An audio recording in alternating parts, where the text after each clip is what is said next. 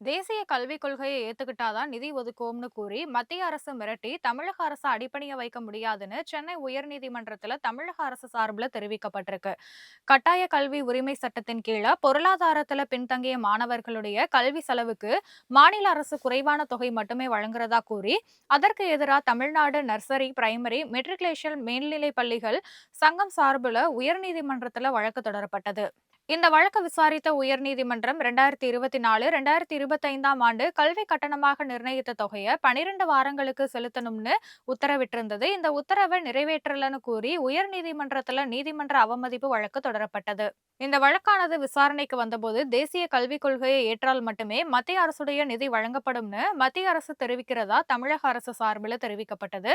அப்போது குறுக்கிட்ட நீதிபதி தேசிய கல்விக் கொள்கையை ஏத்துக்கிட்டாதான் நிதி கொடுப்பார்களான்னு கேள்வி எழுப்பினாங்க.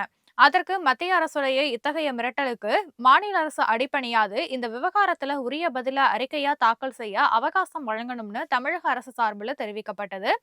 இதனை ஏற்ற நீதிபதி வழக்கோட விசாரணையை அக்டோபர் 24ஆம் தேதிக்கு தள்ளி வைச்சாரு.